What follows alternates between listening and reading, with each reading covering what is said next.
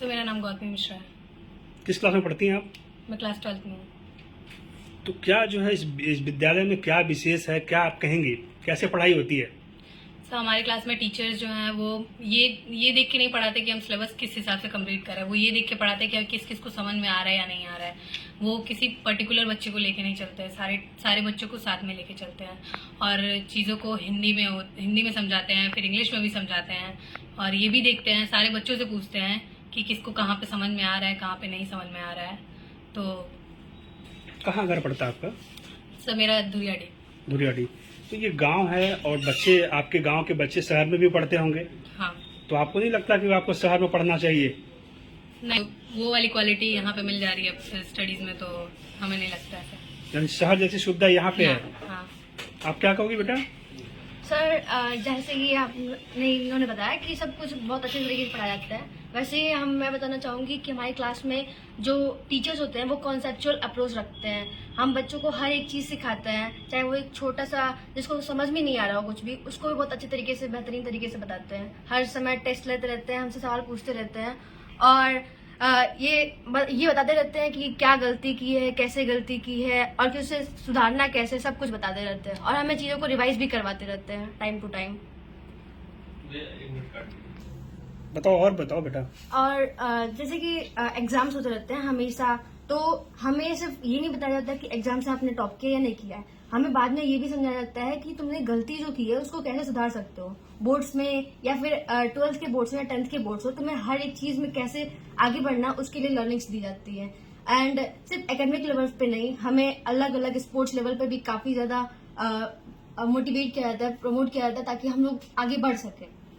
And अभी आपकी पढ़ाई जो है, एक सेमेस्टर खत्म हुआ होगा, किस क्लास में आप अभी गई हैं? क्लास 12th में। तो इसके पहले जो है आपके क्या प्रतिशत, क्या पूर्णांक रहे हैं, स्कूल में क्या स्थान आपने पाया?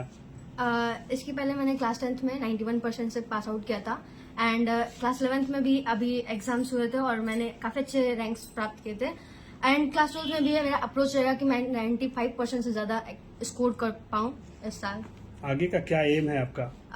मैं जेई के लिए प्रिपेयर करना चाहती हूँ क्योंकि इंजीनियरिंग कॉलेज है एंड उसके लिए मैं बहुत ज़्यादा मेहनत करना चाहती हूँ बस। सर ये जो हमारा स्कूल है यहाँ पे केवल इस तरीके से नहीं पढ़ाया जाता कि बच्चे को बस लर्न होना चाहिए। हमारे स्कूल में जितने भी चैप्टर्स हमें रिवाइज कराया जाता है उसमें हर एक चीज को एग्जाम्पल से और सोसाइटी के ऊपर एक एग्जाम्पल दे करके और फिर पढ़ाया जाता है, जिससे कि एक बेटर इम्पैक्ट पड़ता है बच्चे पे। तो पापा क्या करते हैं आपके? Sir he is an employ in Blue Dot company. तो आप क्लास की मॉनिटर हैं क्या? Yes sir. तो कैसे अपने साथ की जो बच्चे हैं उनके साथ कैसे आप पढ़ाई करती हैं? स्कूल की जो मैडम है क्या कैसे आपको सिखाती है? सर अगर कोई बच्चा सपोज एब्सेंट है तो फिर मैम कहती हैं कि अगर उसे मतलब मैम एक बार दोबारा समझा देती हैं और अगर उसे नहीं समझ में आता है तो मैम कहती है मॉनिटर से पूछ लेना और उसे कॉपी ले लेना और सब्जेक्ट को मतलब अच्छे से कंप्लीट कर लेना। ताकि सबने बताया कि ये स्कूल मतलब टीचर्स काफ़ी अच्छा पढ़ाते हैं एंड अकॉर्डिंग टू मी यहाँ पे जो टीचर्स हैं और आज जो उन्होंने टॉपिक बताया वो कल उस पर क्वेश्चन करते हैं बच्चों से।